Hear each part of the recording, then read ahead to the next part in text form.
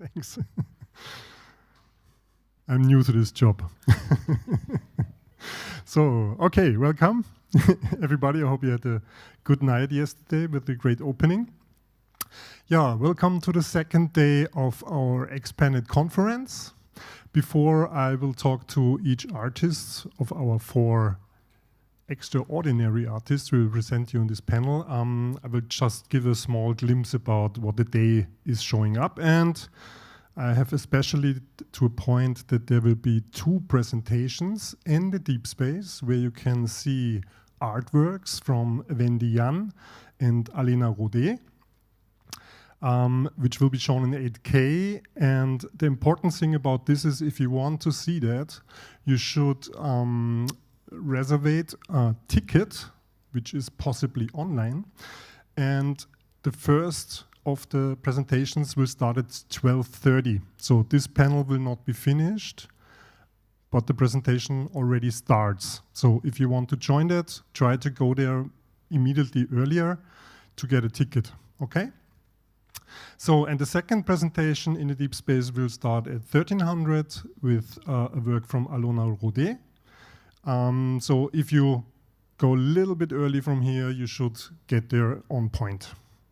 It's downstairs, if you haven't seen it already.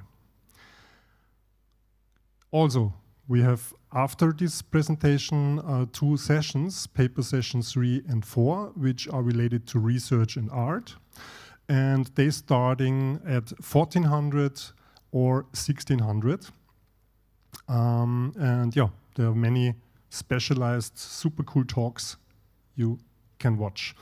So if you have the feeling, okay, there are not so many people right now here, this does not really matter so much because we are all streaming the stuff online. And over the last years, we really built up a good community. So we get at the very end about 1,000 or more people that watch all these talks. So if you already missed something, you always can go back to the archive and have a look there and watch the talks. So, without further ado, I would like to introduce you to Wendi Yan. And Wendi Yan is constructing speculative epistemology through research-based world building. And she uses CGI, game engines, and documentary practices to interrogate the boundaries of scientific imagination. Her work is branching over films, interactive media, and fictional archive installations. And Wendi also collaborates a lot with scientists and engineers, from synthetic biology to astrophysics, to explore the frontiers between science and entertainment, and this big range between imagining things and imagining things.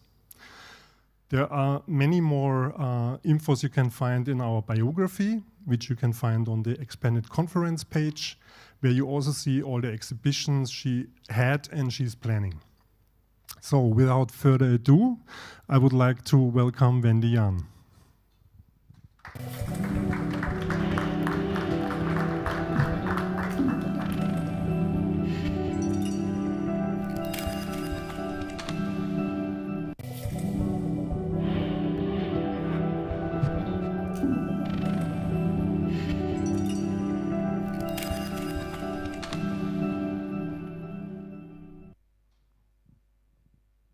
Hello. Does it work? Okay. Hi, thank you for being here so early. Thank you so much for having me here today. So I am at Ars Electronica with my film Dream of Walnut Palaces, which was made through the support of the VH Award. And today I wanted to, because this is sort of like, you know, conference for people who are also creators in a similar space, I wanted to kind of go further into the details of how I did the world building and showing you some behind the scenes images. A little bit of background on kind of my practice overall. I am very inspired by sort of narratives and stories about science, and I like to think about them through both potential past and possible futures. And the manifestation of my research and imagination tends to become CGI animations and games. So these are all kind of like little bubbles of worlds that I've made in the past for different kinds of projects. So my background in research is in history of science. That's what I studied at Princeton. And I learned a lot of sort of ways of thinking and asking questions there that I felt ended up just being incredibly inspiring for me as a person overall. And so I take those research methods into my own artistic practice all the time as well, in terms of finding archival materials, organizing my language, knowing what kind of authors I should be looking for. And I also try to kind of combine those research, deep in the archives, deep in the books, with more embodied experiences to kind of train my intuition when I make creative work. So this is usually how it goes. It starts from history of science and like asking certain questions, and then it goes into kind of narrative, thinking about the narratives and rhetoric or the visual cultures around knowledge making with the specific time period or culture or topic that I'm interested in. And then that becomes some kind of science fiction or alternative history that I try to make that would become a CGI film or game. And these are kind of the axes that I use for myself when I make my creative choices.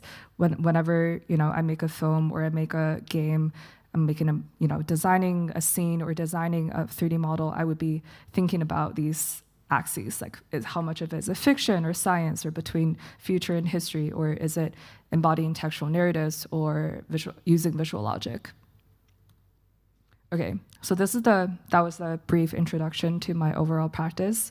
I want to talk about Dream of Walnut Palaces today. It's the film that I made. It's a 10-minute animation film that I made in the last year, supported by the VH Award. This is some of the still image shots from the exhibition. Earlier this year, this was at HEC Basel and Hyundai Motor Studio in Beijing. So there's like a very long version of the same film that I had to essentially kind of think about like how to piece together the different sequences again. So it's kind of like a separate version. But yeah, so the story is, so basically this 10-minute film isn't a real story, it's a story that I've made up that's rooted in historical research. It's very much, in terms of the presentation, it's very traditional. It's just like an animation film. It has a story, it has a narrator, and then you go from like the beginning to the end. And I wanted to use this film to explore essentially reimagining the knowledge exchange between China and Europe in the 18th century. That was sort of a topic of research that I was obsessed with for 2 years. And I wanted to explore that through the vantage point of a fictional person that never existed, but I kind of wished he did. So this would be like a fictional Taoist scholar who had worked in Paris, who had worked in Qing Dynasty, Beijing with the Jesuit missionaries, but then he travels to Paris in the 1780s. And what we are going to visually see is kind of this dream that he dreams that combines all kinds of clashes of sort of the epistemic visual cultures between China and Europe at the time, and kind of reimagining what an alternative to techno-Orientalism. This is my very crude diagram of kind of showing you how the story worked. So in the audio, you would hear a monologue narration from this fictional character, and he is in a sober state, kind of telling you what happened in his life from his younger years in China to his later years working in Paris with scientists. And then visually what you see is crazy stuff that I made in Unreal Engine. And it's kind of this mental landscape that reflects his inner psyche that is sort of loosely kind of what he would have dreamed in his dream. And it simultaneously is my kind of reinterpretation or reimagination of my archival research and materials. So these two kind of narrative modes correspond from a distance. I try to make them correspond like in every frame or like every scene, but they also are sort of reaching towards each other from two separate planes of consciousness, essentially. Okay, so my talk now is going to be a bit of like me showing you segments of the work and like the research process and then the making process. So this is in the opening sequence. You are basically flying in the sky inside a hot air balloon, and towards two giant walnuts floating in the sky. And inside each walnut, you're going to see some kind of alternative space that I built based on the research. which began with a book called A Global Enlightenment by Alexander Statman from 2023. It was a fascinating book that just completely, I was just obsessed with that book for a very long time. It essentially showed the overlooked intertwinement of cultural exchange in the shaping of Enlightenment values in Europe, and was very much kind of emphasizing that you have to look at that part of history globally. China, looking at China was what he did, but obviously it doesn't have to be just that one country. And for me, it was very interesting to kind of imagine how back, just 3 centuries ago, knowledge exchange happened through very, very small set of people with very specific purposes, be it merchants or missionaries or diplomats. And they would bring, they would go board a ship and then bring very specific objects and like manuscripts in order to show like the emperor or like people that work for him. And that was like, how that was almost entirely like contingent upon like specific values, right? Specific sort of motivations that nowadays we would associate with like being somewhat separate from science knowledge making. And specifically, this key missionary I found was Joseph Marie Amiot. He ended up just living in Qing Dynasty, Beijing, but he translated a bunch of Chinese classics to French, like The Art of War. That was he made the first translation, published them in Paris. He also schemed, apparently, a secret society that would join European science with Chinese wisdom, which when I read about that in this book on the left upper left corner, I was mind blown because I never thought that was possible. So I thought, okay, what if his dream kind of becomes true? And that is the foundation for my film. So this is inside the first walnut. It's kind of my reimagination of techno-orientalism, where I'm taking these visual research that I found around how Europe imagined what China would look like, those through the art history examples, taking those imperial imaginations into a ship of equal knowledge exchange, where now the ship is like adorned by like medical diagrams in Chinese medicine, for example. And so this is the interior of the ship. Oh, wait, okay.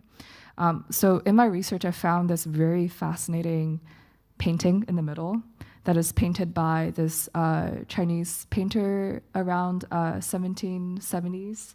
He basically somehow stumbled upon some translation of the medical diagrams anatomical diagrams made by Vesalius a century or two before that. And he thought, oh, this is like a great visualization of what I want for my ghosts. He was basically trying to paint ghosts, and there's not much of a culture in China at the time with like painting ghosts, so there was not much material for him to begin working with. And I guess he somehow found like a translation of the anatomical manuscript, and he didn't think of it as an anatomy situation. He just thought it would be really cool as a ghost. And so I thought this is really fun. It's like kind of like a mistranslation, misinterpretation of knowledge diagrams that give birth to really cool art. That's very odd. Like if you look at Chinese history, this is a very odd painting. So I wanted to reenact that in the film as well. So this is like a scene in the middle of the film. And so the ghosts actually ended up becoming the main characters of my film. I wanted to combine ornamental elements inspired by both whatever I found in the West and in the East, like patterns, ornamental patterns that were happening on both sides of the globe, universe, Earth. And then this is like what you would repeatedly see in the film. That's sort of like representing the main character, the narrator. And so he's like on a ship. And the ship is made of, the ship sail, for example, is made of these like diagrams in this Chinese acupuncture manuscript that I found.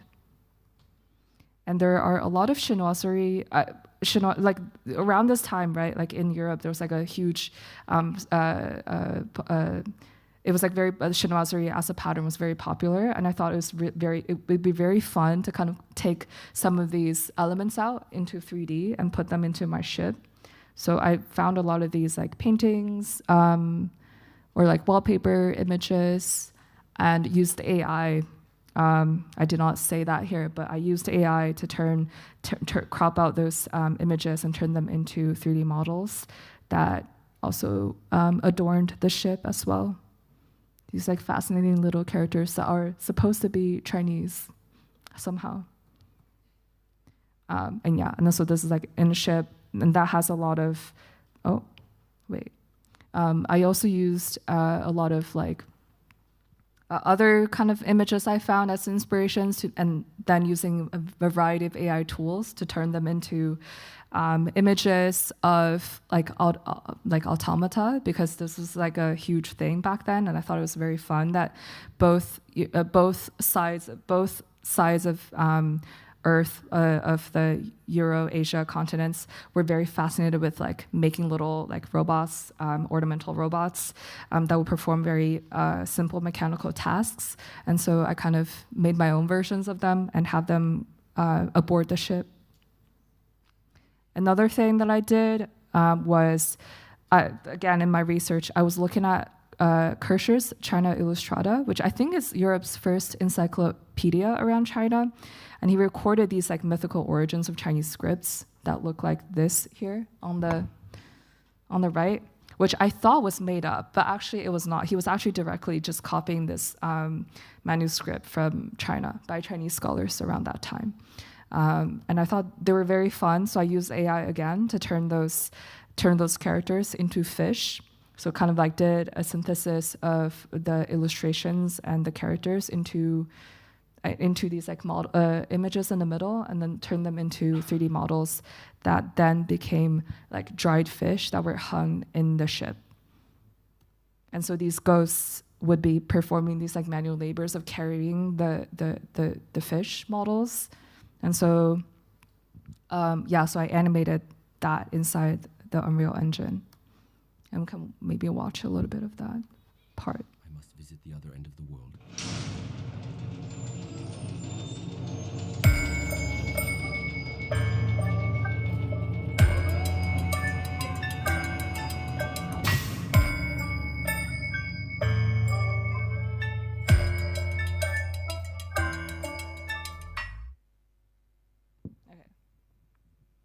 That's a very small clip, but yeah.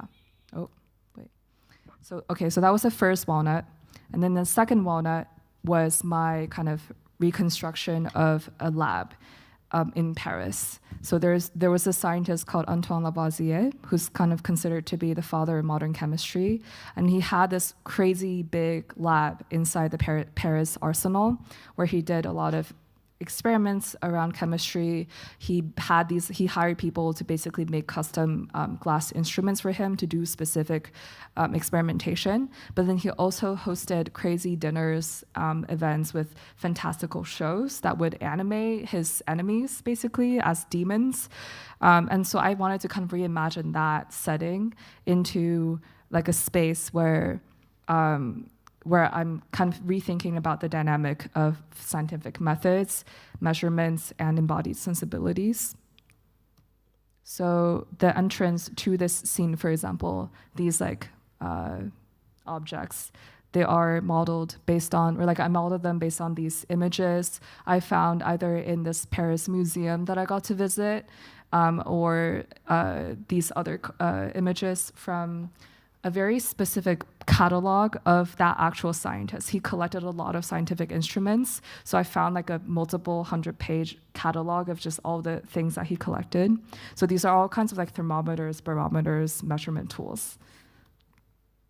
And then there's like a table floating in space, dinner table. And then there's like a show that happens, which like on the left, these are imageries of basically like magic lantern shows that would happen in his lab, or like these specific drawings are not from his lab, but like this is what they would have been.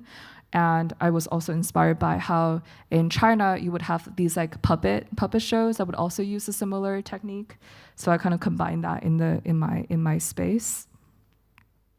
And then there were these other things I wanted to animate essentially. So like this is like magic lantern, which is like the precursor to projectors, which we are using right now. Wait, yeah, that people were using at the time, and I wanted to give Magic Lantern like legs, and then it would move and like turn around and stuff. But instead of showing but then in the actual plates, these are these archival images of drawings of qigong, or like Chinese kung fu, that I used AI to turn into animations. And then so like the Magic Lantern monster would be playing these like Chinese kung fu animations instead. And then there were some other things I tried to animate. This is like a little spider character that was inspired by the mesmerist bucket on the left, the carved out image. It's like this thing that this physician, Franz Anton Mesmer, kind of used to basically perform these seance sessions. So now it's like a little character, and this is what it looks like when you play the animation. Science must be freed from the easy pole.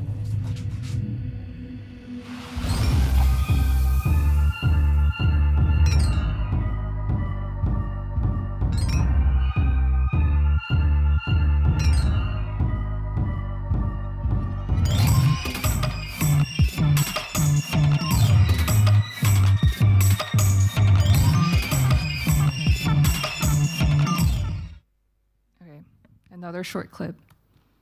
I believe I'm about to run out of time, so I'll just quickly go over the rest.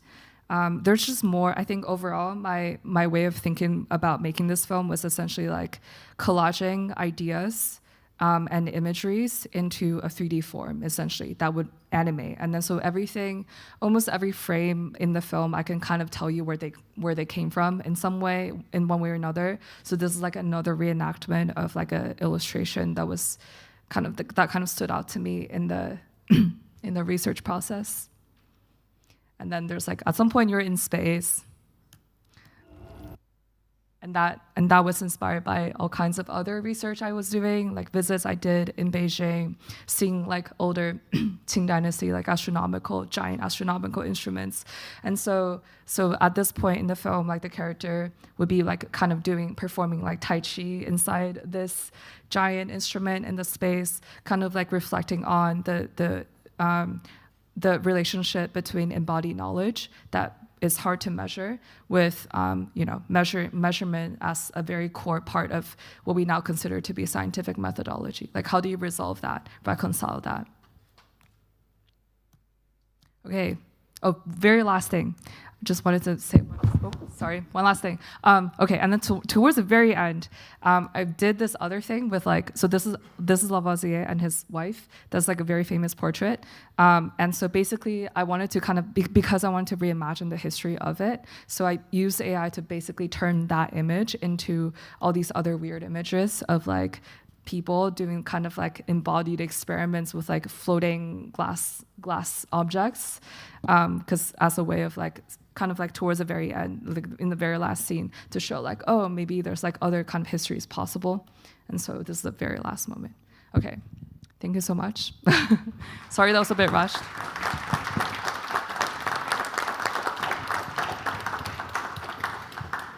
Yeah, thanks a lot for your presentation. Fantastic work. Are there some questions showing up to be asked? Okay, so I will try to ask some, if you don't mind. So the first thing for me is, do you see it as an utopian vision to bring up the idea of this equal transfer of knowledge from east to west and otherwise? Is this a very important topic for you in that case? Yeah, it's very important because when I was studying history, there's this question, very famous question called the Needham question that was posed like almost a century ago, where this historian was kind of asking like, why did modern science not arise in China?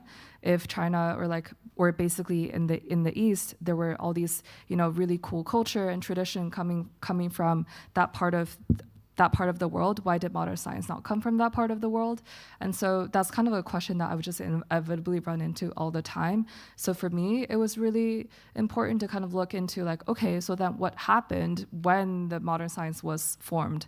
What was that? What was modern about that? What happened to the values and like the methodologies that for scientific inquiry to become modern? And so when I was doing that, that's how I encountered the book that I mentioned initially, and then realizing that like, well, in some way, like Chinese knowledge did partake in that shaping of modernity. It just took on a very different role, and it's not that like things were all that separate in history, but actually there was always a lot of dialogues that we were maybe not aware of. And so that was very interesting for me to see, and to see like, you know, these like French scholars who were actively trying to combine Chinese wisdom with the emerging like scientific discoveries in Europe, and like them treating this as like all actually a part of one knowledge system was super interesting to me. And I feel like it gave me a lot of inspiration. So I wanted to kind of highlight that. Other questions coming up? No. I have. Sorry. Here comes the mic. Yeah, thank you for your fascinating talk. It was really inspiring. So I was wondering if you have some kind of, and you mentioned that already a little bit, some kind of positive utopia or so within it. As we know, before these very early attempts by Jesuits to explore what's going on in China, and so then China was colonized by the West, and the Summer Palace was destroyed by colonial troops, and with that a lot of Chinese knowledge and the great history of it. So do you foresee that through this bridge you do artistically also more, I mean, nowadays it's different, of course, but that it's also the Chinese history in science gets a larger acceptance, and that this can be also an exchange of nowadays, but also historically. So it's I think so. I think it was like, I feel like my hope, I was doing research on like, you know, how, for example, one of the Nobel Prize winners, like from 10 years ago, actually, she found the artemisinin, like that we now use to treat malaria around the world. She discovered artemisinin through looking into Chinese manuscripts, like medical manuscripts from like almost 2,000 years ago.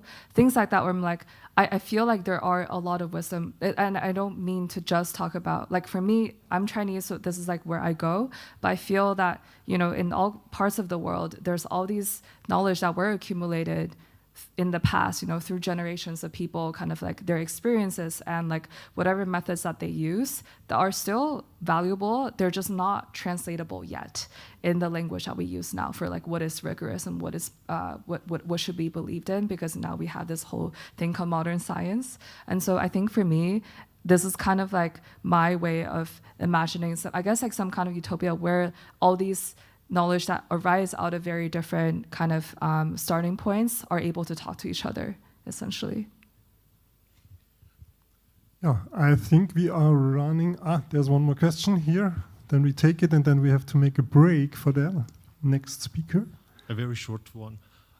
Thank you for a great talk. I was wondering, working with cultural heritage is very tricky. So you mentioned that you did a lot of research, thinking about including also experts, art historians, experts on archive, working with them. So that my experience was that it's also very important to see the different perspectives on archival material. So what is your idea on that? Have you included experts? Yeah, I did talk to some experts. Like for all of my projects, I tend to want to I tend to go as deep as I can on my own before I talk to some experts that I reach out to. And so at some point I like talked to this sort of like this person at the special collections at UCLA's library, where they showed me, that's where I found, for example, they showed me the Chinese copy of the Chinese scripts that were in my film, and I already knew about those those characters or Chinese scripts, like drawings of Chinese scripts from Kircher's manuscript, but I didn't know like where that came from. I thought he maybe made them up. And then I visited this person at the UCLA Special Collections, and then they showed me the Chinese copy, and I was like, oh, like he actually just directly copied very realistically, like all of the drawings, and there were even more from the original manuscript. It was very fun to kind of have the moments like that. That was a little bit serendipitous, but yeah, I think overall I would love to do more kind of like conversations with people, experts in the fields, to make sure I know what I'm doing when I animate them. Okay, thanks a lot. So big hands. Thank you. And just a reminder, 12:30, you can see the presentation of Wendi Yan in the deep space. So get your tickets. And we go on with the next speaker. Next speaker is Alona Rode. She's a Berlin-based visual artist, scenographer, and urban practitioner who works with CGI animation, game engine production, and immersive light and sound environments. Her born digital films and installations address feelings of safety spectacle and the infrastructures to build the environment. At the Ars Electronica, she presents recent short animation films from her City Dummy series and Core Dump, which got an honorary mention, and it's included in the Panic screenings. And then there is Runaway Freefall and Fogging, which is shown at the Deep Space 8K at 1300, right? Okay, so also save your tickets for that show. Yeah. There's a lot of things she will talk about light and situations about light and stuff like that. So I thanks a lot. There will be a short bumper and then you're up to your speak. Thanks.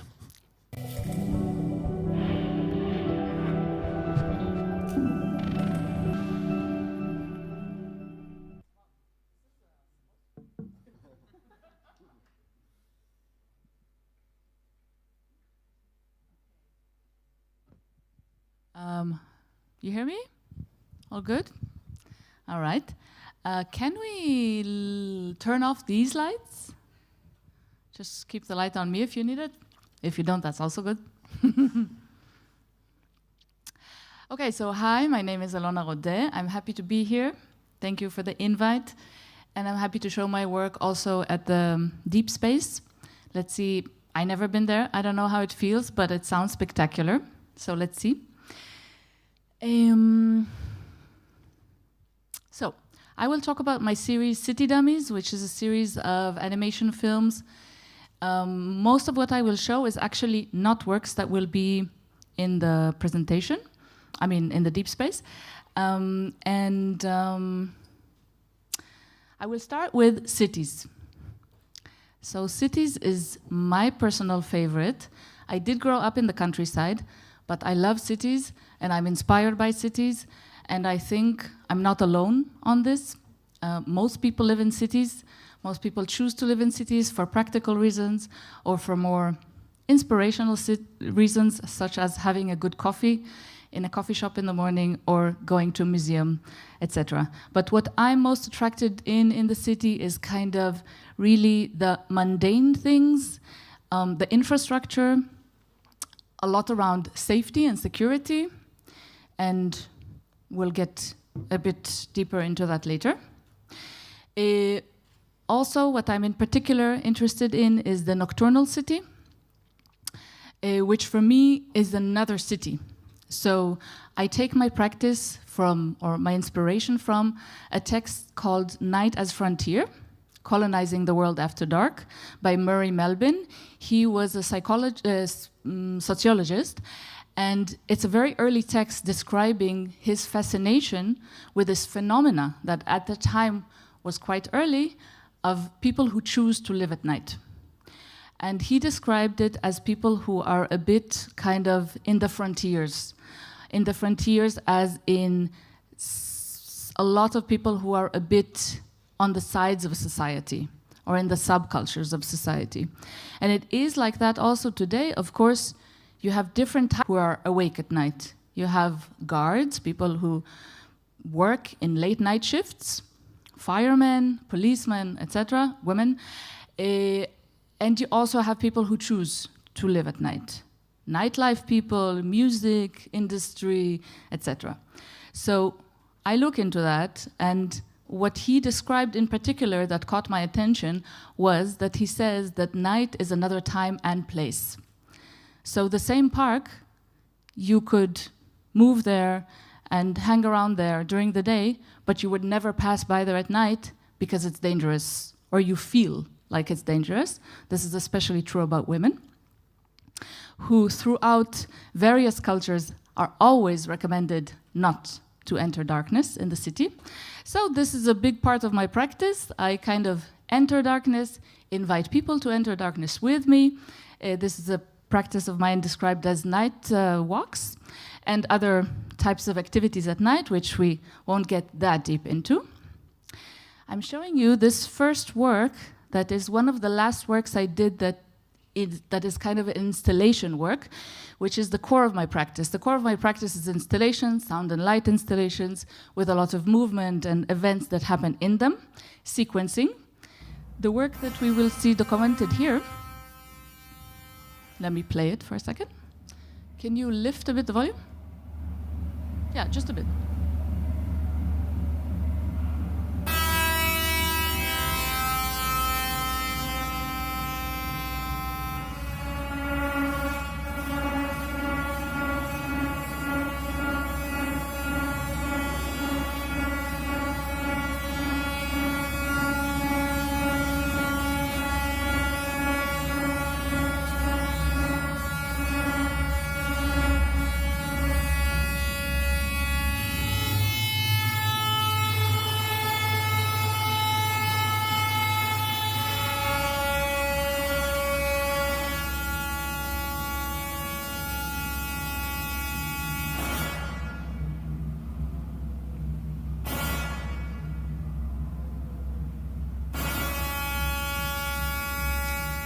So this work, what you see here, of course, it's only the documentation, and it's installation of sculptures, a series of 8 sculptures. This was produced together with Rashid Moreau here, who's sitting here. What you hear is actually a recording of the electromagnetic field of each type of light that is activated. All the lights are varieties of LEDs. It's all self-made and self-illuminating, so the space is completely dark, walls and floor, etc. And there's about 80 channels of sound, of light, sorry, and 8 channels of sound, each for each sculpture. And they kind of play this sequence that every time the work was installed was playing differently, etc. I showed you this because I know we're in an animation festival, so this is not an animation piece, right? But it refers, it's kind of a good backdrop to understand the type of work that I'm doing now, which kind of evolved through the pandemic, actually. When, as an artist who's used to showing in museums and galleries and exhibition spaces, everything was all of a sudden blocked to me. And that's the time that I discovered Unreal Engine, which is the same engine that Wendi works with as well. For those who don't know, it's an engine for gaming, but also you can create actual films with it. And when I was talking before about my love for the city, it's my love for the vernacular, for the architecture that is not done by architects, for the mundane things that we see. And it kind of goes through Unreal Engine one step further. So works that I would do in actual space, kind of I got the possibility to do them and to go further in the hyperrealism with the software. So I will show you one clip. It's actually the first work that I did with it. And this work also Rashid did the music for.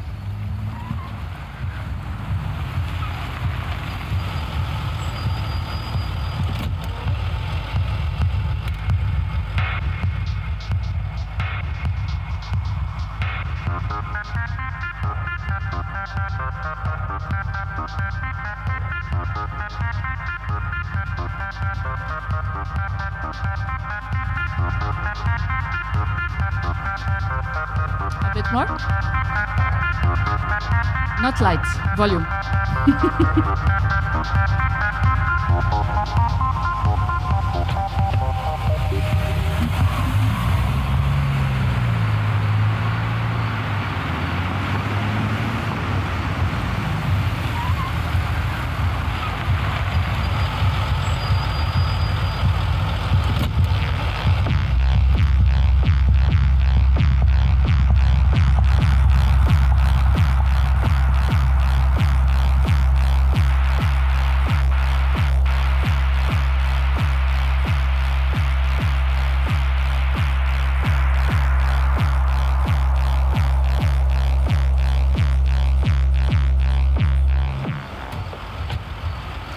So this work is using ready-made models, and all of the work we do is actually kind of this light organ and the choreography of light and movement in space.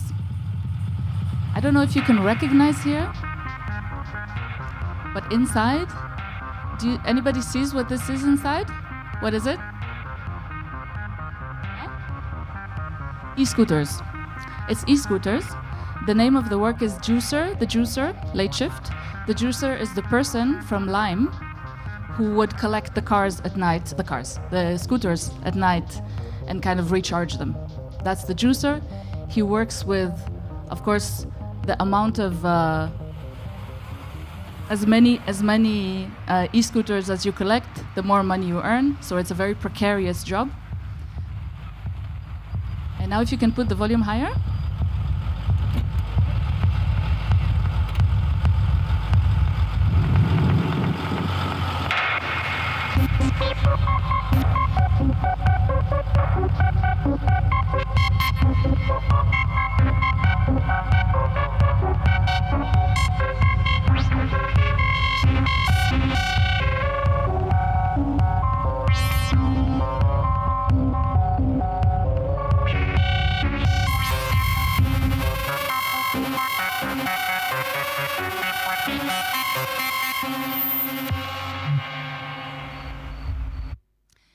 So as you can see, it works on iterations. That's a big part of the work because it's shown usually in exhibition spaces, not in festivals. So the timeline, it's not linear time. So people can come in and out at any second. And it's a very short form format. So each loop here is about 45 seconds. So every time you enter, you can discover it new. And also when you think that it's looping, it is not always looping, meaning it will be different every time. Also musically, if you notice, it's different every loop. This one is, okay, so the whole series is around the lack of presence of humans. We didn't see it in that work, but we will see it now.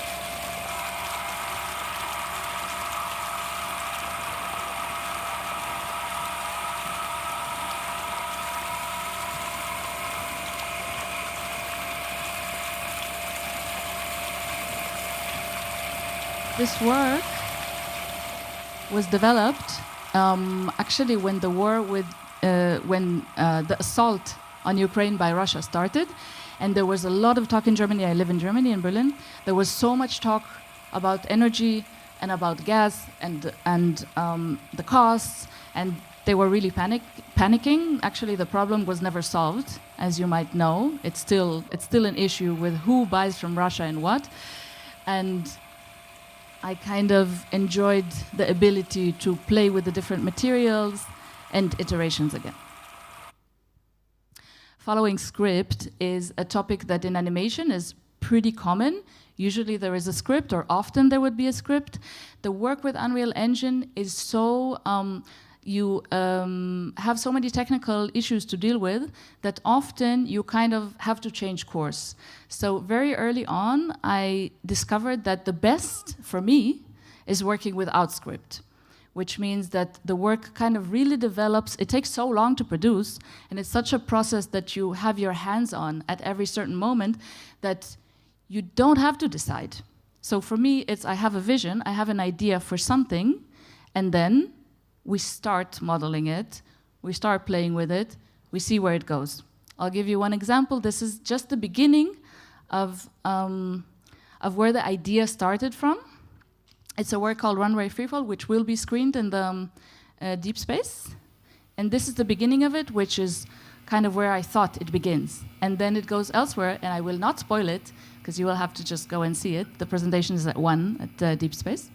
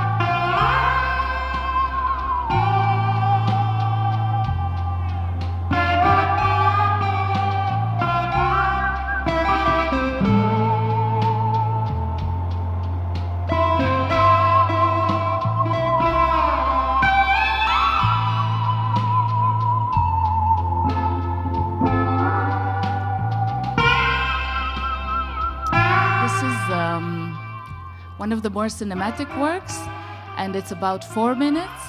It's also shown in festivals. So this one really relates to kind of history of cinema, of dance in cinema, which is early Hollywood films that kind of were really in this intersection of theater and film. So it's a one-shot, and it really kind of goes through this whole story, which you can see.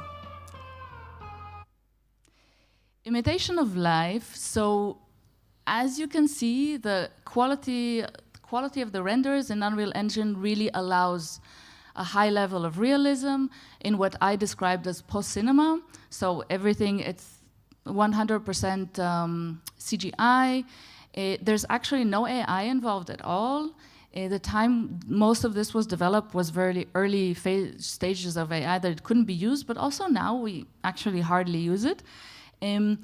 But we do have a close proximity or have a close connection with reality and bouncing with what we see in the streets and what we see through YouTube videos and stuff that people upload as in documentary stuff, and the work itself and the work I do. So I'm going to show you a short clip from Eternal Flame. This is a very recent work that was done that is really kind of imitating a video that was a lot online in the beginning of 2025.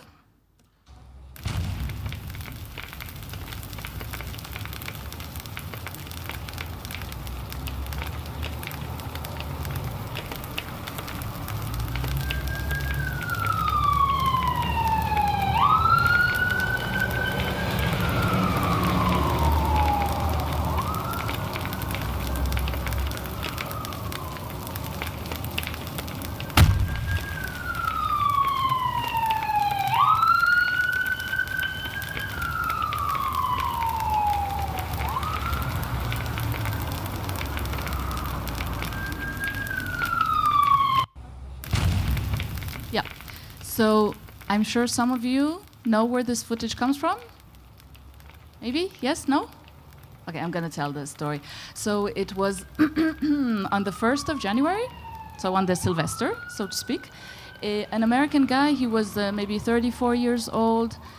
You can lower the volume completely. He was a soldier, American soldier, in duty, and he rented this Cybertruck, the Tesla Cybertruck, and he blew himself up in the entrance to one of the Trump hotels in Las Vegas. And he left a message on his phone saying that this is not a terror attack, this is a wake-up call. And by wake-up call, he was talking about PSTD, post-trauma, from being a soldier and witnessing the stuff that he witnessed and losing the brothers that he lost. So he wanted to commit suicide, but he also wanted to make a statement. And this is a reenactment. This is almost a forensic practice of one of the videos. There were only 2 videos or 3 videos of this event, and we kind of recreated the one that had the best view, so to speak. But we, of course, filled up, like the sound is invented, and everything is, we bought the model of the Trump Tower, which we could find online, and we bought the model of the Tesla, and we reconstructed the whole scene.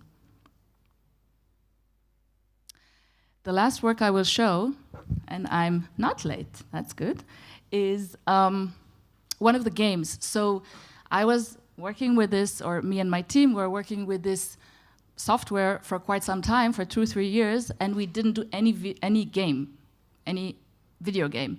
And then I thought, well, actually, this software is made for games, so we might as well try. Although I'm not native, I'm not playing many games myself. And we did 2 games, and now I'm working on the 3rd one. This game is called Wasted. And it actually started as a video work. But the video work was kind of, it wasn't perfect. I didn't reach the point where I was happy with it. So then I thought, oh, but as a game, this could actually work. So what you're going to see now is a short demo of what one would play.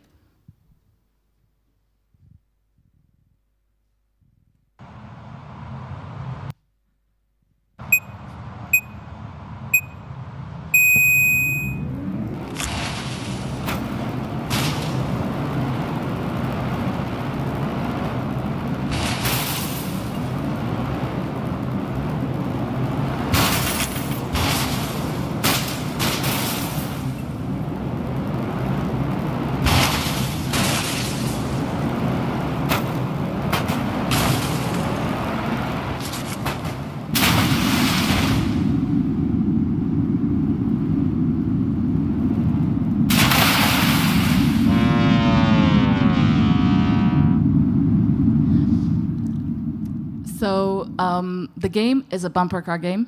You're supposed to bump yourself against other cars, other ATMs. But in this case, you have to really knock them down or they knock you out. So it's kind of a lose-lose situation. Eventually, you're going to die. Either you earn too much money and then the police will come and shoot you down. I think we're going to see that soon. Or you have an accident, such as before, that you fall into the water. Or someone else knocks you down. So in any case, you lose. It's the idea came from these type of ATMs that today banks are kind of closing. You don't have so many bankomats that are actually from banks anymore, and you have more of these things that are basically all around the industry of nighttime. So in Berlin, where I live, in this area of where KitKat is, which is a very famous club, you would have around it like a cloud of at least 10 in the same block. But other areas would not have them at all. So it's really for this moment when you need cash, when you don't have time, when you don't kein Bock, and you just want to get it over with. So that's where you're, oh, this is the police. So you don't see the police, but you see the blue light and the sound. No, we don't hear the sound. So that's this one. It's kind of fun. And coming up next, Revenge of the Assets, the Apocalypse. That's what you can see in Deep Space. So Deep Space will show one of the more romantic works that we saw of the scooter dance, but the 2 other works are more more really from this year. They have a lot to do with the current geopolitical situation, conflict, tragedy in the Middle East, which is where I come from also. I come from Israel. So the whole situation kind of seeped into the work, but in an abstract way. It's not really on the conflict directly, but it definitely has a lot to do with it. So Revenge of the Assets come from like all of the series, all of the City Dummy series is about the assets. Assets are these like objects that I buy online. If it's an ATM, if it's a scooter, if it's a truck, everything, a lot of it has to do with transportation, if you noticed. And Revenge of the Assets will be this moment where it kind of is not so funny anymore.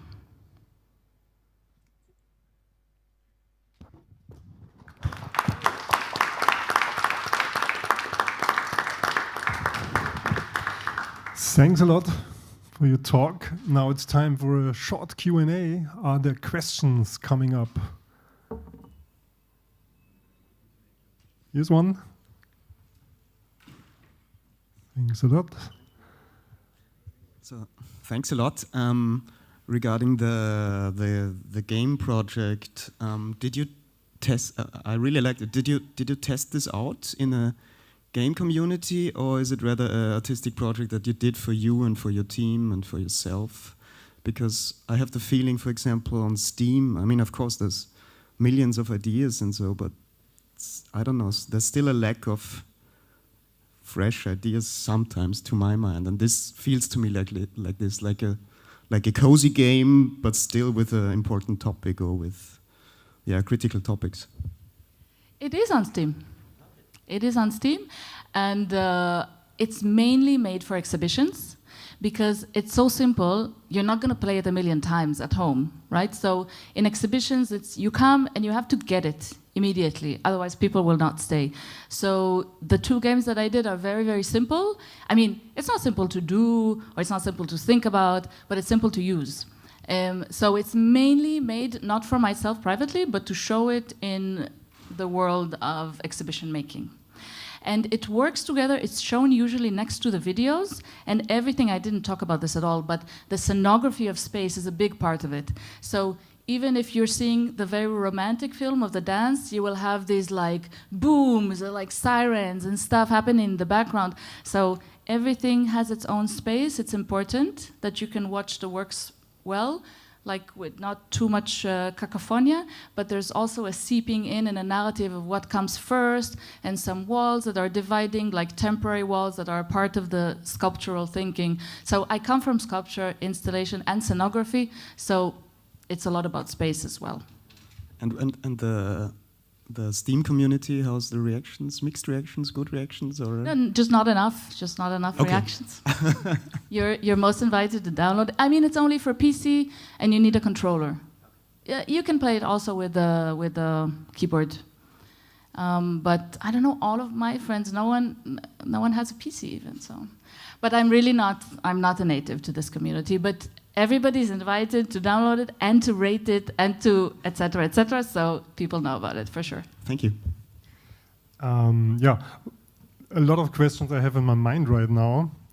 Just point out one, which is maybe a little bit stupid, I would say, but the thing with the two scooters driving through the night, it seems like there you're combining two archetypes of movies, like dance movies, which have been super popular in the 1940s and 50s, and the road movie. Is And the this what? true? The road movie, where the street is the thing that hits the line for the camera. Is this something that is related to that? I mean, Thelma and Louise is definitely a reference for the whole film. I don't want to spoil it too much, but there is a Thelma and Louise moment there. Yeah, it's the most cinematic of all the works in terms of film references. Also, Cordamp, the film that won the honorary mention that will be shown, also has a lot of film references. It kind of brought my love back to film, working with Unreal Engine. It's kind of like counterintuitive. But because I was doing video works before, and then 2017 was my last, and I was like, I don't do this anymore. I don't do films anymore because it's very limiting. And then when I started working with CGI, I got the plastiline back. I got kind of the ability to be more spontaneous, but it connected me to film because it's still so cinematic. Pretty crazy. Eternal Flame, maybe I can go a little into that. I've seen the thing that happened at the time it happened, and the only thing I thought was krass. Or? Yeah. And now you are referring to it, or you redo it in a way. So one question that comes to my mind is, what is about fake news, and what do you see in that situation? I mean, who can realize has it been faked or not? And now you fake it in a way, but in an artistic manner. So a lot of questions. Could you refer to that? First of all, it's called Eternal Flame because this is the one thing that for sure differs it from the origin, which is the flame keeps going on. So of course, everybody knows, or somebody knows, some of you knows the song Eternal Flame, which is kind of romantic, but it's also just ongoing. The flame doesn't go away. And in the origin, of course, it was just a few seconds. So freezing time, that's one manipulation. Second manipulation is the quality. Like it's much higher quality than the video that was shot with a phone. Third manipulation is the copyrights. Kind of, I saw it, and I thought exactly the same, and I thought, wow, it's so iconic. He really did something here. And it was very confusing because there was also, at the same day, there was another terror attack, and people didn't know what is this? And apparently the guy is a fan of Trump and is a fan of Tesla. And he did it because he just thought it's the most iconic thing he could think of, which it is. So, in a way, put aside, of course, killing yourself. This is another thing. But the other part, I thought, I was kind of jealous, you know, of being able to create this image. And then I thought, oh, this is a way to hijack it. Because no one can say, I mean, I bought the models, I built the scene, now it's mine. Yeah, thanks a lot for your talk. Great inspiration for everybody, I guess. Bye-bye. And think about it that at 1300 there is this presentation in Deep Space. So try to get your tickets. So next up, I will give a brief introduction and then I change my moderation to Monsieur Filippo Gregoretti, who will support Mr. Bavari for his talk. So yeah, 1 second. So some people maybe know his work. It's called Meta Chaos. I remember when I saw it the first time, I was really kind of surprised because it was so intense in the whole way it's done. So yeah, it's still like that. I saw yesterday the presentation in the Deep Space, and it's still super impressive. So overall, Mr. Bavari is a recognized artist in digital fields, but also in photography and other ranges of art. And he will now show his works in a way and talks about it, and it's all moderated by Mr. Gregoretti. Welcome, Alessandro Bavari. Grazie, thank you. Thank you. Thank you very much. I'm Filippo. I'm not an AI, but I'll be translating before AIs can do it live and helping Alessandro, who's much more comfortable speaking in Italian. So I'll leave you the stage if you want to introduce. Yesterday, it was showcased in Deep Space 2 movies from Alessandro, 2 works. One is called Meta Chaos from 2010, which won the Golden Nika Award in 2011 for Best Animation. And another one is Chaos in the Axis Core from 2025. And we briefly discussed about the trajectory that united these 2 works, the tools he used, the poetics behind them. But this trajectory goes much farther. So Alessandro would like to talk about all the path that drove him, starting from analog works to working with AI. Ok, allora io partirei intanto con un excursus sul mio lavoro, quindi da dove ho cominciato, cioè ovvero dalla pittura, ma stiamo parlando di circa 30 anni fa, fino all'utilizzo dell'intelligenza artificiale, raccontando un po' quello che c'è stato nel mezzo, quindi passando per appunto la pittura, la fotografia, il video, l'animazione in 3D, fino ad arrivare all'intelligenza artificiale.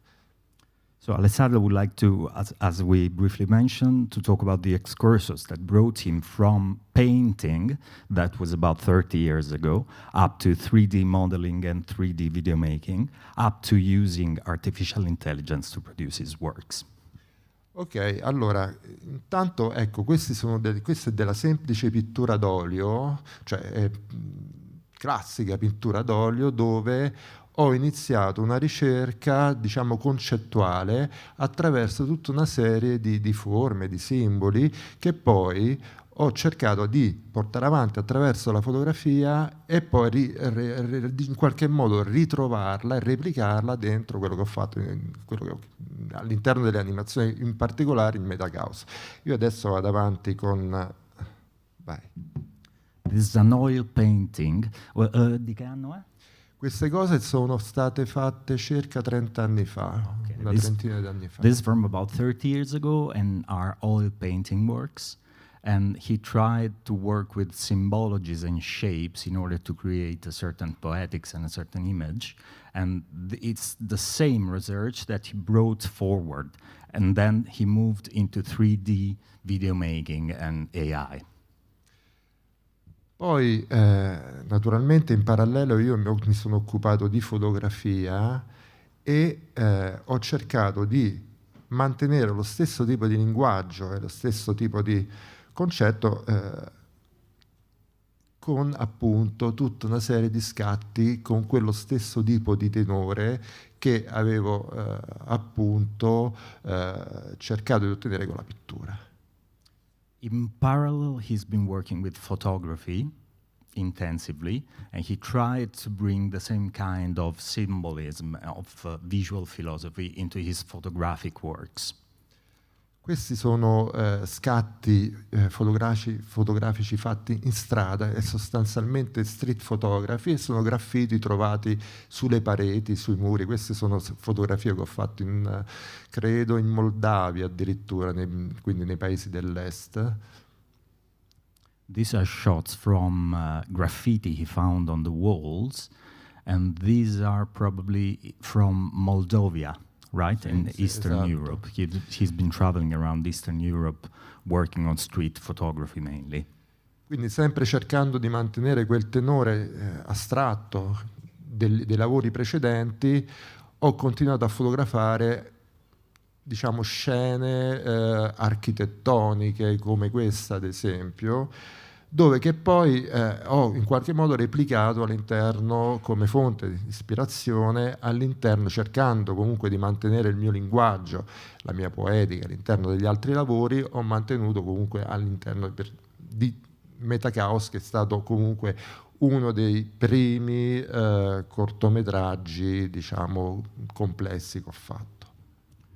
And through this photographic research, he tried to maintain his visual philosophy and his concept of shape and forms that later brought him to bring the same vision into Metacaos and the other video works he built. Ecco, questi sono dei fotogrammi tratti appunto dal video Metacaos, per dimostrare in un certo modo che c'è comunque una connessione, un fil rouge tra quello che avevo fatto in precedenza, quindi nella pittura e con la fotografia, e ho riportato, ho in qualche modo replicato e diciamo ho voluto mantenere quel tipo di pasta, di poetica all'interno di questo video. E questi sono sono fotogrammi estratti. These are some stills taken from Metacaos that showcase how he kept the same visual discourse and philosophy from stills to the moving image. Questi sono ancora fotogrammi estratti dal video, poi se non è stato visto si può trovare tranquillamente sulla rete se qualcuno vuole vederlo per intero. If you haven't watched the film yesterday, you can find it online very easily. You can watch it entirely on YouTube, right? Sì, Yeah. YouTube o Vimeo. E nel frattempo ho continuato a lavorare con la fotografia, ma ho approcciato la fotografia inscenata, quindi fotografia scattata in studio e poi ricomposta in compositing, ovviamente in digitale. In the meantime, he continued to work on still images and on photography, photographic shots that were taken both in the street and in studio, and then he brought into digital media. Questi sono alcuni lavori dei primi anni 2000. Ci tengo a dire che comunque, pur essendo fotografia elaborata digitalmente, gli scatti sono stati fatti in quegli anni unicamente usando pellicola, quindi fotografia analogica in formato 6x7 con un medio formato. And these are other stills that have been digitally worked on, but the original shot was taken on film, not on digital camera, from early 2000, right? L'inizio degli anni 2000. Sì, intorno al 2002-2003. Around Quindi 2002. diciamo la camera digitale ancora era proprio molto primitiva, insomma, molto rudimentale. Digital cameras were still quite primitive at the time, so you couldn't achieve an effect nearly resembling film. Questi sono altri lavori fatti con lo stesso tipo di tecnica, fanno parte di una serie che si intitola Sodoma e Gomorra, dove ho immaginato di esplorare le due città in qualità di reporter, quindi scrutando negli angoli appunto di Sodoma e Gomorra e ritraendo questi contesti che immaginavo attraverso poi la lettura di alcuni passi biblici come potessero essere, e comunque ispirandomi anche a diciamo dei testi per esempio di Calvino, quali in particolare le città invisibili. These are stills from a series that is called Sodom and Gomorrah, and he imagined to be a reporter traveling through the city of Sodom and Gomorrah, inspired by the Bible chapters about Sodom and Gomorrah. He was taking shots around. He was also inspired very much by Italo Calvino, The Invisible Cities. Italo Calvino is an iconic Italian writer from last century. Anche queste sono fino adesso abbiamo visto fotografia analogica, mentre le precedenti fatte in strada erano già fatte scattate con macchine fotografiche digitali. Anche in questo caso è fotografia analogica e in questo caso qui nello specifico si ritrova un po' il linguaggio, diciamo la poetica sempre di Metacaos, di quello che abbiamo visto ieri, Chaos in Axis Core. Quindi questo stesso tipo di linguaggio visivo, insomma.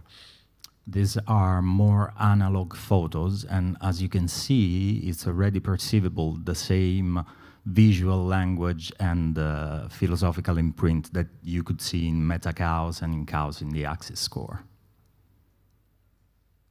Qui di nuovo è un pezzo tratto da Sodoma e Gomorra, anche questo sempre fatto con fotografia analogica. In questo caso ho inserito un elemento in 3D, quindi come mi occupo anche di molto 3D di modellazione, ho inserito quell'elemento in primo piano, quella sorta di scultura che è fatta in 3D, per cui essendo fotografia inscenata è ovvio che ci sono vari elementi di varia natura, c'è anche della pittura all'interno di questo frame.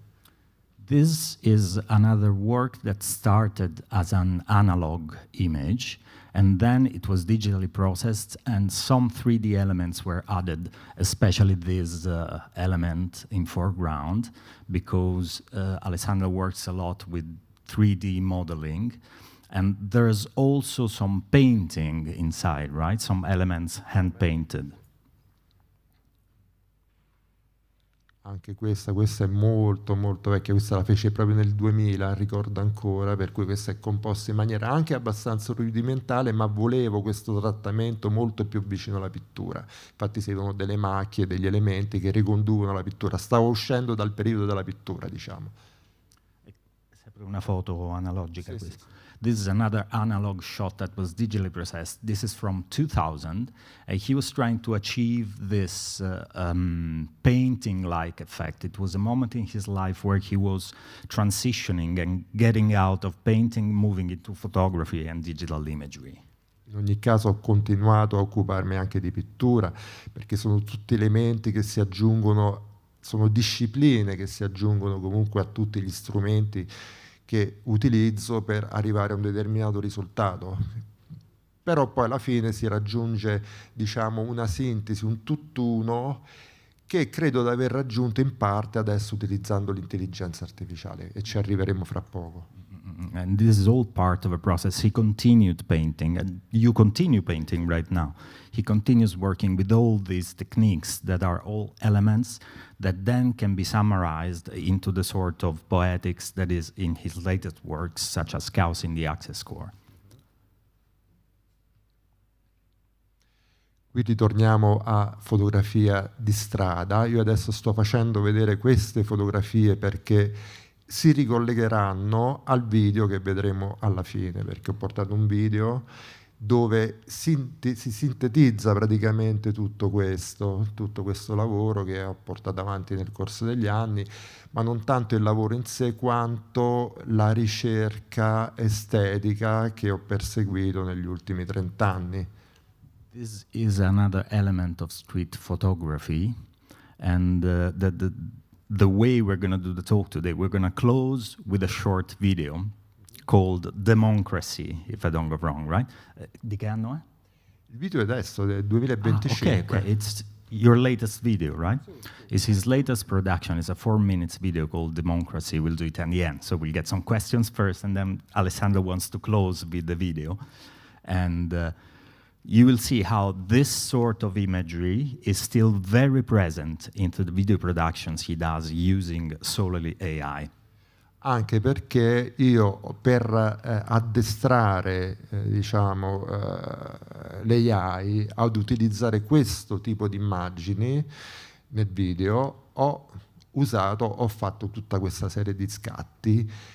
Alcuni sono precedenti, alcuni sono successivi, però è tutto materiale che ho utilizzato per avere questo tipo di pasta all'interno del video, per cui molto cruda, molto lineare per certi versi, cioè quindi anche geometrica in termini di composizione, e però dove dimostra un certo tipo di umanità molto caratterizzata, quindi al di là dei canoni estetici. Okay, and these photos are important because they show the connection, because every video production he does with AI, he uses model that he trains with his material. So he starts from the photographic and pictorial material, training the AI for that specific video in order to keep the texture, the imagery, and the specificity also of the persons that are then depicted in the AI video.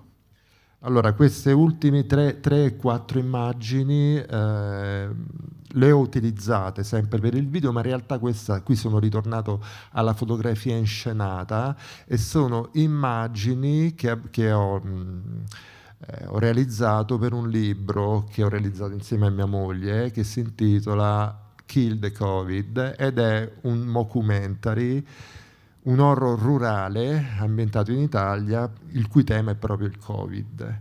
E queste sono comunque immagini che ho usato anche per addestrare le AI per fare appunto questo video che vedremo. These last photos you've seen, these are studio photos that have been staged for a book he wrote with his wife Sarah, that is called Killed the COVID, and it's a rural speculative narrative about horror, about a fight with COVID happening in rural Italy. And these staged photos have been used also to train the AI models, specifically for the last video, right? Per Democracy. Per Democracy. Le ho usati perché comunque hanno un impatto che cercavo, e quindi l'ho usata anche come scorciatoia, ma solo per addestrarlo nell'utilizzo anche del flash, che rende molto più cruda l'immagine, quindi la luce frontale del flash montato sulla macchina fotografica descrive in maniera spietata e implacabile un tipo di immaginario che in questo caso funziona meglio e ancora più forte. Questa è anche una foto in studio? Sì, questa no, più che questa è stata fotografata sui luoghi dove è raccontata la storia, per cui in campagna, tra i casali, nelle stalle, eccetera. This is another stage photo that he did in purpose to train his AI models in order to produce the same very crude effects, specifically on the lighting, using the flash. That is a very brutal way to lighten the scene that shows the naked, unpitiful truth of what you see. Sì. Anche questa fa parte della stessa serie di fotografie. Le fotografie sono una ventina, poi c'è tutta una parte narrata all'interno del libro. È usato anche l'intelligenza artificiale sulla parte finale del libro. These are other photos. These are real photos. These are actors, right? Sì, that have been non used. Professionisti, non professionisti. Yeah. Anyway, real humans, not sì. AI. Gente del posto, abitanti, gli autoctoni della zona dove avvengono i fatti narrati, perché è un documentario poi. So the book is a mockumentary that happens in rural Italy, and these were inhabitants of these small villages that he used as actors to produce these photos. There are about 20 photos in the book. There's also the narrative part and the whole novel. And those photos have then been used also to train the AI model. Qui invece va bene, ritorniamo agli scatti fatti in strada, per cui tutta una serie di volti, di primi piani che cercavo per poter poi riutilizzarli all'interno del video, quindi dei volti diciamo che non ricalcano comunque canoni estetici, che abbiano delle caratteristiche molto particolari, che siano volti diciamo differenti, perlomeno da un volto comune, che abbiano comunque dei tratti interessanti. These are more street photographs he uses to portray faces and somatic traits that he wants then to use in his AI-generated movies. Do they know they were about to be used? Erano consapevoli che li avresti usati? No. Ok, they didn't know. Sono scatti rubati in strada, okay, quindi con lo zoom fotografati per cogliere l'espressione, per cogliere i volti. A me interessava proprio fare questi primi piani per cogliere la naturalezza di questi volti. These were all kind of stolen images with a lot of zoom, very long zoom, in order to get the natural expression of this specific physical features he wanted to use for the AI. Sono volti reali questi, sono quindi These are molto all real caratterizzati. faces. All'interno del video, peraltro, si vedranno dei bambini e in questo caso mi sono riagganciato a un tema che avevo sviluppato, che era la solitudine dei bambini. Quindi ho voluto evidenziare questo aspetto utilizzando sempre mie fotografie per cogliere proprio un aspetto poi il più naturale possibile, perché nel video vedremo dei bambini. So those are photos of kids, because in the video there are some kids, and he related to another research that was called The Loneliness of Kids. And in order to make it more natural, the presence of kids in the video, he used his set of photographs he did of kids. Nel video vedremo dei bambini perché è un video, allora io ho avuto l'urgenza di fare questo video negli ultimi mesi alla luce di quello che sta succedendo nel mondo, in particolar modo a Gaza e in Ucraina, ma anche in altre parti del mondo, per cui poi abbiamo visto che le vere vittime di quello che sta succedendo poi sono i bambini, no? Quindi sono diciamo la vittima numero uno, soprattutto a Gaza, abbiamo visto, di quello che sta accadendo. E quindi ho usato questi bambini all'interno del video come figure in solitudine che assistono, diciamo, disarmate a quello che stanno compiendo gli adulti. So he felt the urge to use children in this video that was realized in the very last months because of what's going on in the world, especially in Ukraine and in Gaza. And he felt that he feels, like we all do probably, that children are the primary victim of whatever is going on in the world. So he wanted really to give a strong identity of childhood inside this video, of broken childhood. Quindi ecco, ritornando agli aspetti diciamo tecnico-artistici, ho generato tutta una serie di frame, di fotogrammi, di immagini, dai quali poi ho ottenuto le clip del video, partendo da questi fotogrammi. I fotogrammi li ho generati partendo da queste immagini e poi il video l'ho realizzato partendo dalle immagini generate da dalle AI, partendo appunto da queste fotografie. So the way the AI video is generated, he starts from the photographs, trains the model, then he produces still images with those AI models, and then laying down a sequence of these still images, he produces the video.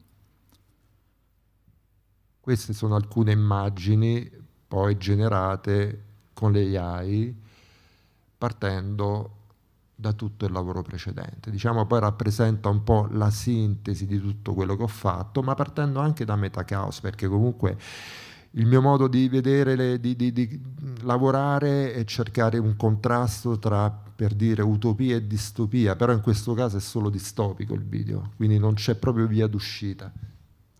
These are other still images generated starting from the photographic material that then bring to also Metachaos and the other productions. Alessandro works very much on the contrast between utopia and dystopia. Although the last video is completely dystopian, there is no way out, there isn't a hint of utopia. A questo punto, ecco, queste sono appunto immagini tratte dal video, lancerei direttamente il video così.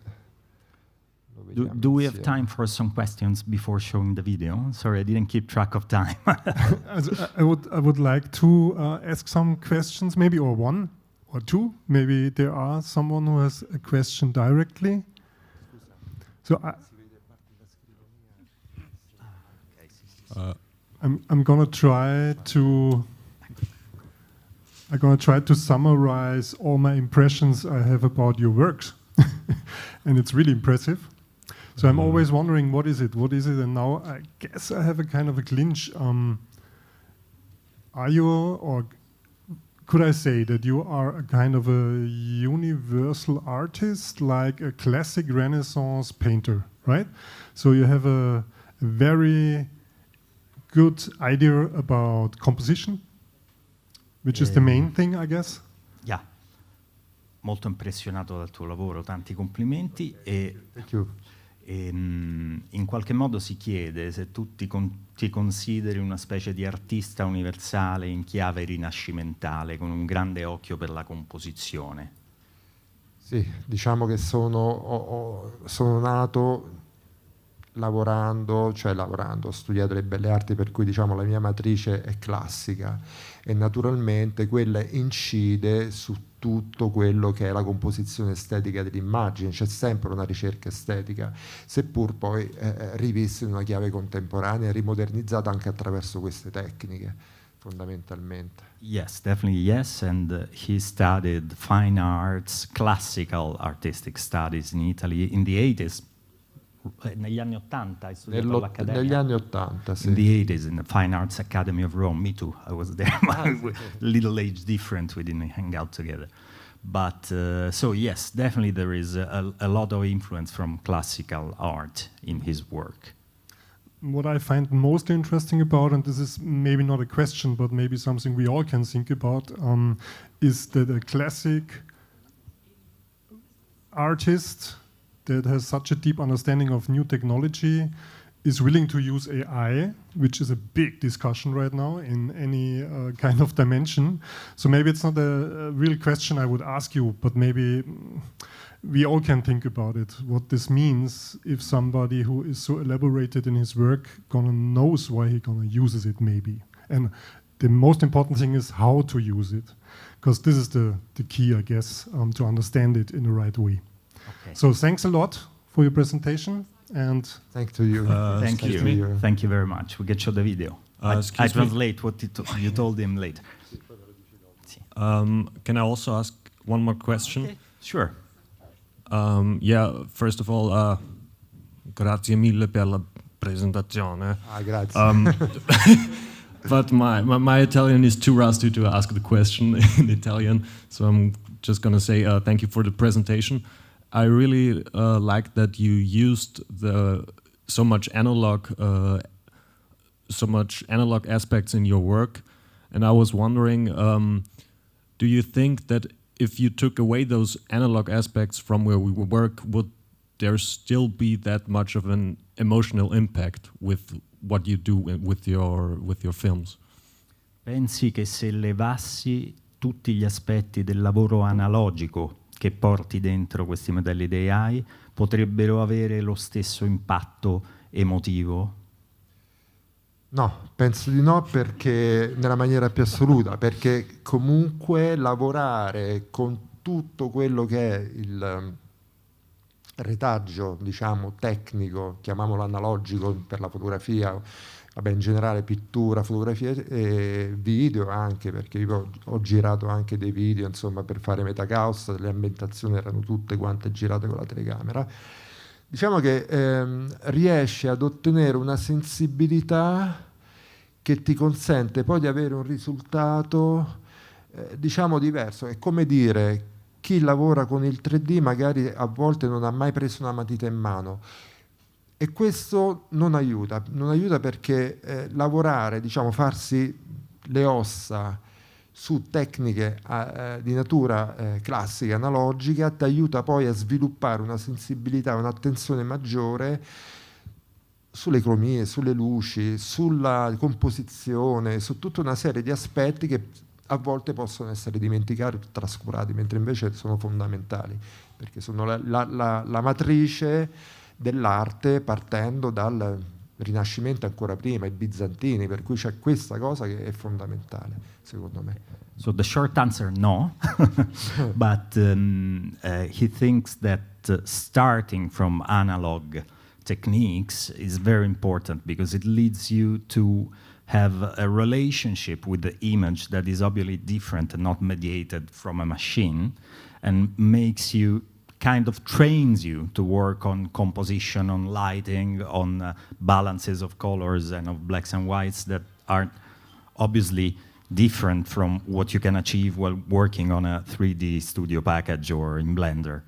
So, and also interiorizing what's the history of art and how art was made up until not long ago. So starting not just from Renaissance, but even earlier. I would say, te hai detto dai bizantini, magari anche da... Anche prima, insomma, diciamo, ti aiuta ad avere un rapporto diretto e non filtrato con la materia che produce arte, che mentre invece per esempio con le AI questa cosa non esiste, non c'è il mezzo intermedio, non c'è nulla, non c'è il mezzo meccanico, però l'utilizzo, per quanto mi riguarda, credo che sia, diciamo, abbia una profondità diversa. Almeno questa è la mia percezione nel mio lavoro, di riuscire ad avere una profondità diversa nel rapporto anche con le AI, dove manca il mezzo intermedio, cioè il mezzo meccanico. Okay, obviously in his interpretation and related to his work, the relationship with the material world of art making is very important because helps you building a different relationship with the output, especially using AI that totally abstracts you from using any mechanical or even computer-mediated tool, but you just start from semantics and you get to an image. Yeah, thank you.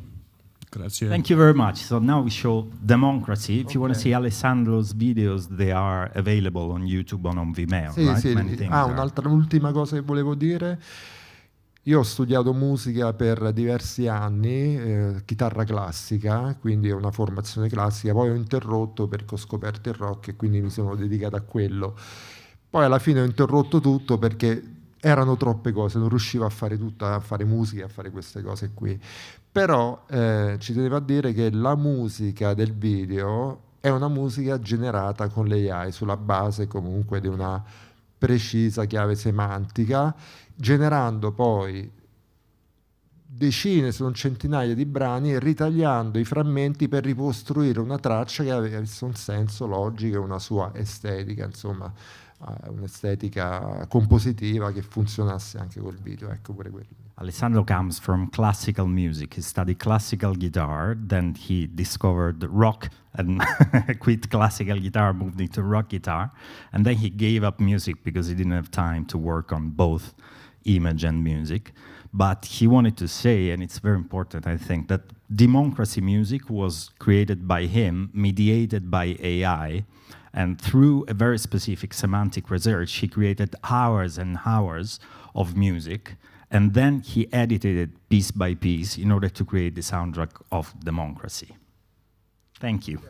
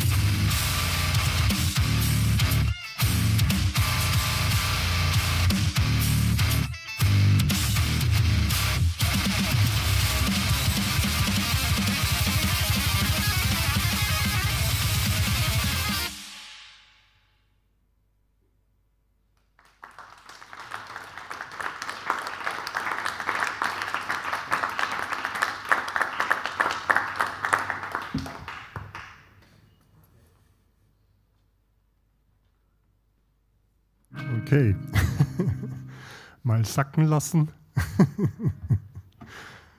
Ich finde, dass unsere Programme immer zu dicht. Our program is a little too tight, I guess. Okay. Yeah, thanks a lot.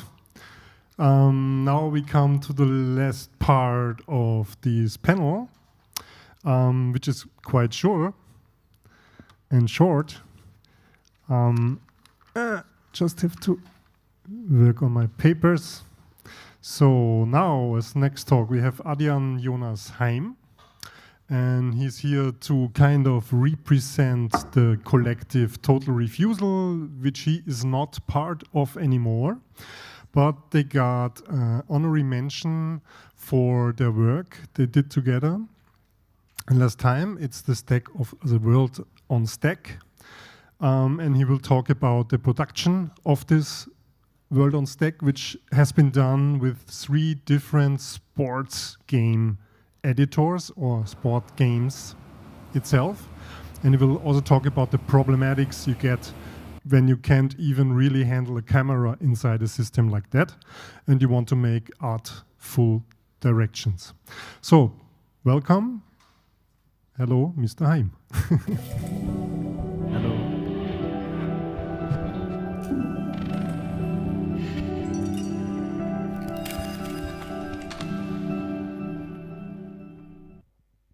Okay, hello. My name is Adrian Jonas Heim, and this is my presentation. I think there's, wait. Mouse is hard to use on this screen. Okay, so this is my presentation about hijacking video games, which is what I did for many years, and over the course of, I think, 12 works with the... Can we put this a bit less sensitive, maybe?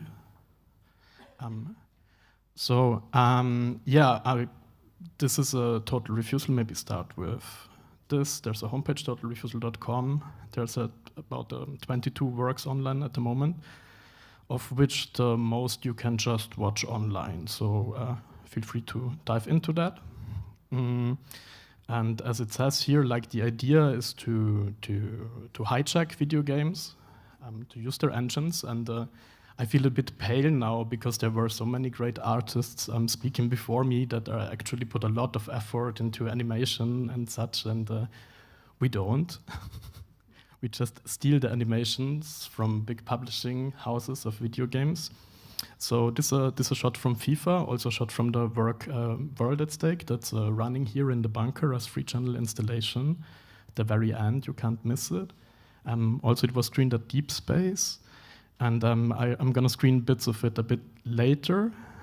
So maybe to just introduce another work first, to kind of grasp an idea, and also to show a bit the potential of video games as cinema engines. This is a film we did in GTA 5, maybe you know it. And maybe you know it under a different name, because every nation has its own way of pronouncing GTA. In German, it's GTA. French is GTA. Switzerland, people make GTA. So, yeah, and so on. I think also the Italians maybe have a word for it. I don't know. GTA? Oh, yeah, that makes sense. All right. So, we shot that film in GTA, and it's a sort of an essayistic, experimental, still narrative film. And we were very curious about the world. It's a sort of simulation of a big cityscape, and you have all of the people walking around, working, driving cars, doing things. And there's something very weird that you don't immediately notice when playing the game. And the weird thing is it's a very violent game. You can ride over people and shoot them and beat them and so on. There are no children in the game, so you have this huge simulation of world, but there are no kids. So we created this odd protagonist. His name is Edgar Thompson. He's a great protagonist, even though he does not talk. And he's on the search, and we ourselves were on the search for traces of children, and we found some traces. And it was very cool to work in this engine, because GTA or GTA or GTA, okay. It has an implemented cinema machine, so it sort of invites you to use the game as a cinema machine and make a machinima. Machinima is a film shot in a video game, for those of you who don't know. So yeah, I'm just gonna show an excerpt from the middle of the film.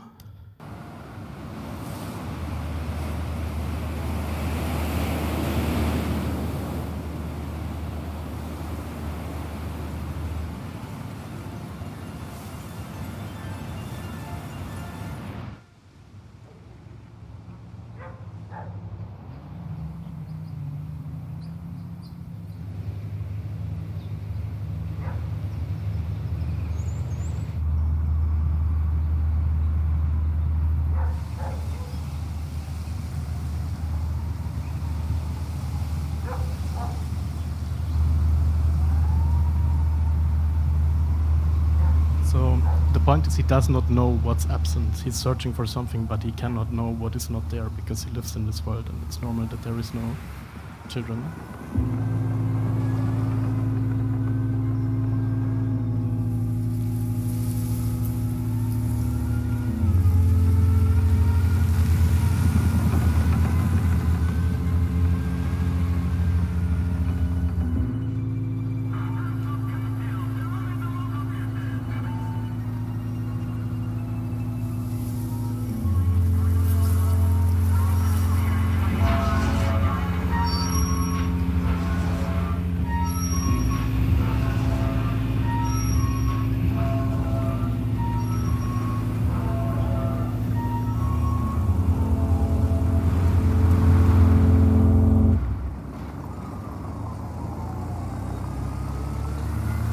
So yeah, as you can see, the protagonist is hunting for these traces. He was at the playground at the middle of the film, then detects a school bus, and maybe I'm just gonna, and also it's a sad movie, just to note, also through the music. I tried to write sad music for it.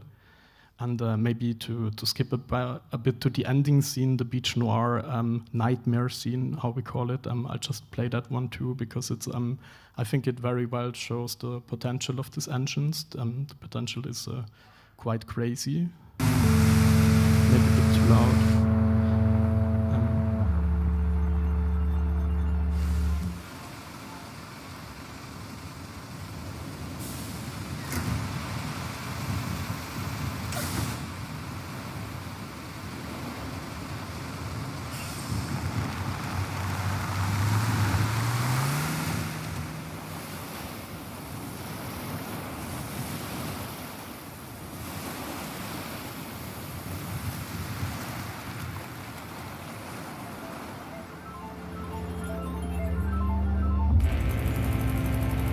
Maybe we can make it a bit louder.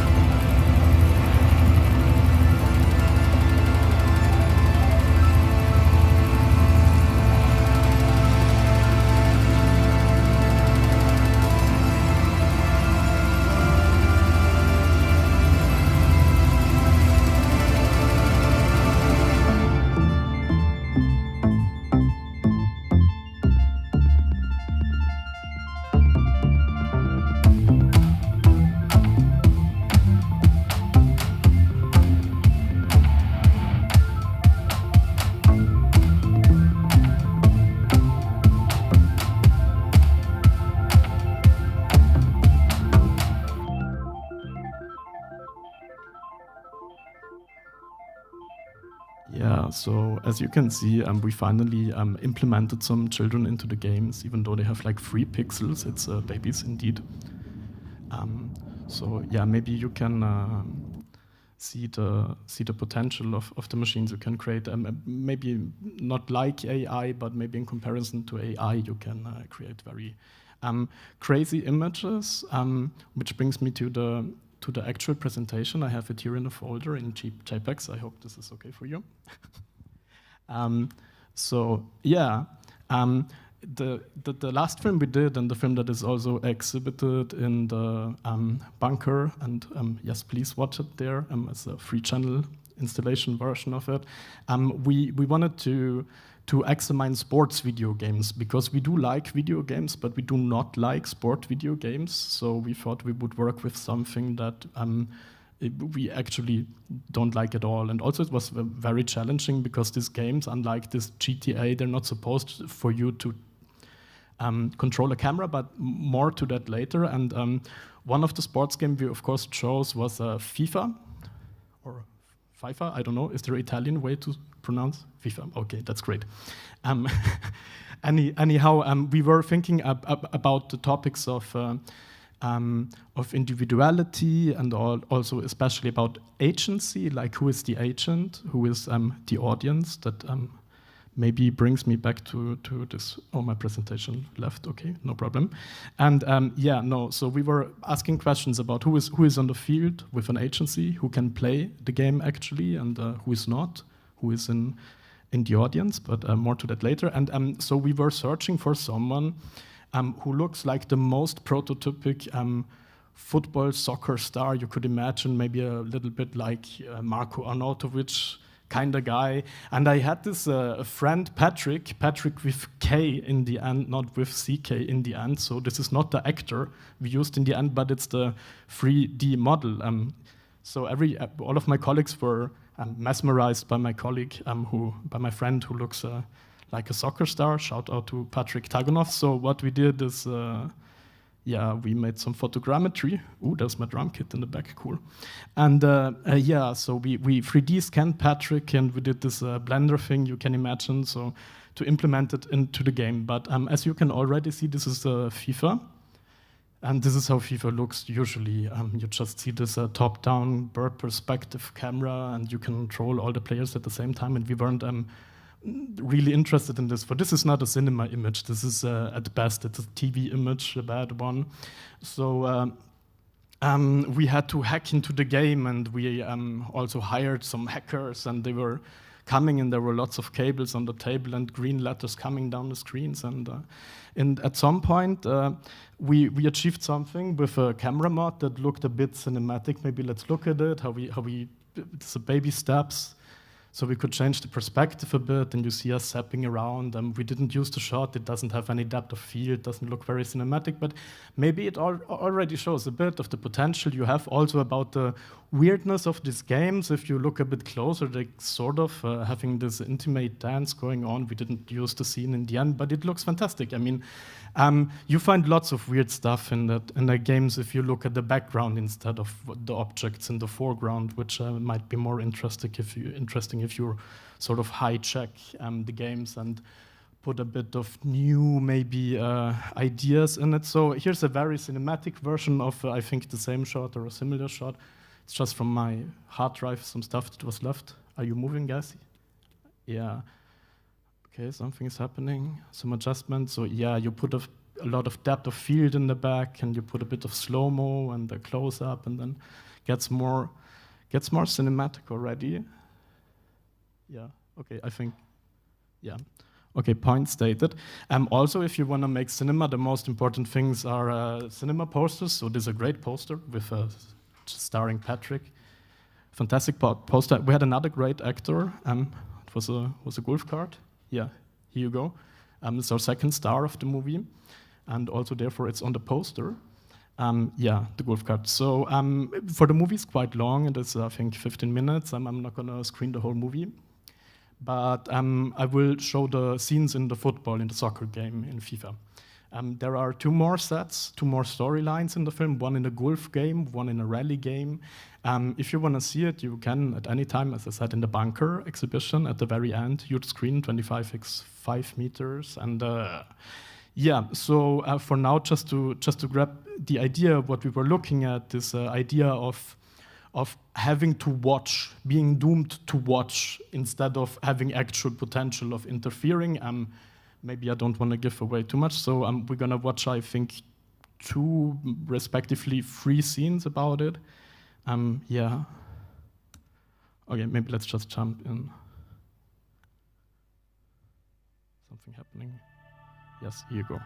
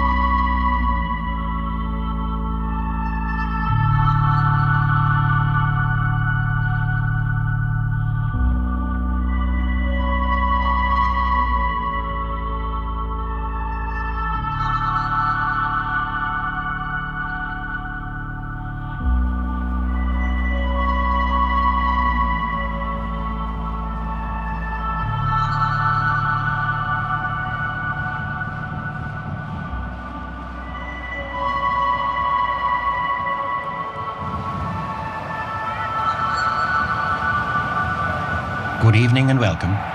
We are live at Deutsche Bank Park for this highly anticipated match. Everything is at stake as we prepare to witness the finale of the World Cup. The players are entering the stadium. The atmosphere is electric. It's a high-stakes game for both sides. The forecast says clouds and a serious rainstorm, but we have yet to see the raindrops. As the referee's whistle echoes across the stadium, the crowd erupts with excitement and the players take their positions. The tension is high as the ball enters the stadium.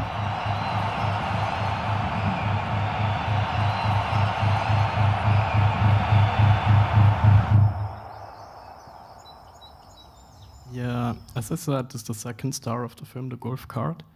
And I'm gonna jump to the second FIFA scene. That's a bit of rally, so you have a sneak peek. Yeah, so ball is entering the stadium. Actually, the ball, you didn't see it yet, so I'm gonna talk about the ball later because it's important.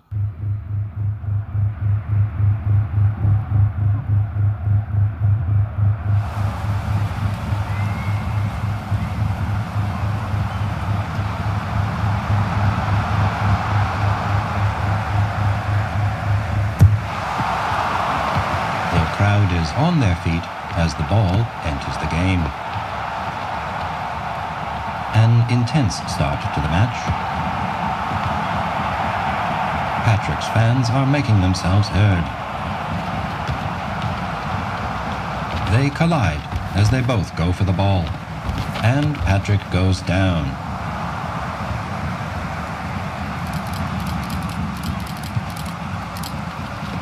Despite the fall, Patrick keeps pushing through.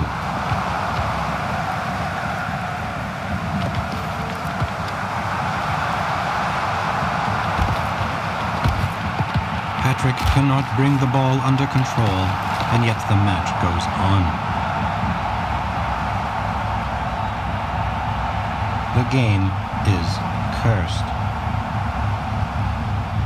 There is nothing to win within its set of rules.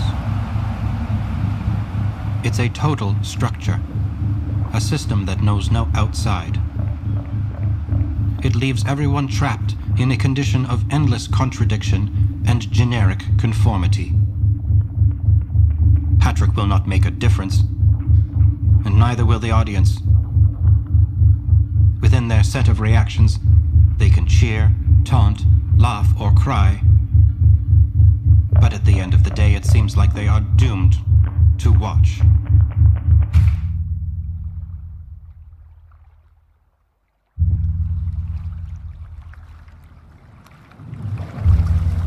Yeah, so here's the golf cart again. This time in different condition.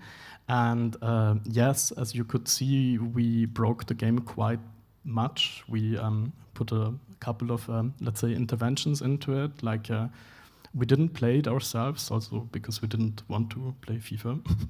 But also because we thought it would be fun to let the computer play, but under new conditions. And the new conditions were like the ball was not only very big in size, but the ball was also very heavy. So what happened? The computer was playing against itself, so to say, and the players were permanently struck down by this huge heavy ball. They just couldn't handle the ball. It was running over them and wreaking havoc. And also we had to hack the camera sort of into the game because there is no free camera implemented by standard. So there's a great modding community, and we had the support of a great modder, Nicolas Bukovic, and yes, so because we wanted to look at this background, and you cannot look at the audience from close, so the audience shot that you saw in the end, or all the audience shots that you saw, you notice that it's very poorly designed, not only low in texture, the characters, but also they're repeating itself, and they have like three gestures, maybe, of which one is the one we like most is this, like whenever they were excited and in panic, and how to say panic, yes, no, and whenever they got whenever there was a lot of tension on the field, they were like putting their hands like this, and we really liked that, and we really liked looking at them because they were so generic in every way, in looks, in behaviors, and in emotions. And also we like to look behind the stadium. You saw a shot where we sort of hovering out of the stadium, and you see that the whole world outside of this world is poorly designed. There's like 3 pixels of background houses, and that's it. And so, yeah, this is how we try to sort of reorder the game and ask questions about I would say about agency mainly, about are you an actor, or do you have to watch? Do you feel something that in German we call it Ohnmacht? Those of you who speak German, you know the word, but it's hard to translate in English because in German it means 2 things. It means being without power, but at the same time it means being unconscious, being passed out, so to say. And yes, we were trying to explore that feeling through 3 different sets of sports video games. If you want, I'm gonna show the end, which is like in Kinderfilm another music video, because I honestly think I like music videos more than film. No, okay, let's just take a quick look to again highlight the potential, the creative potential of this game engines. Yet. You can already smell the smoke from here.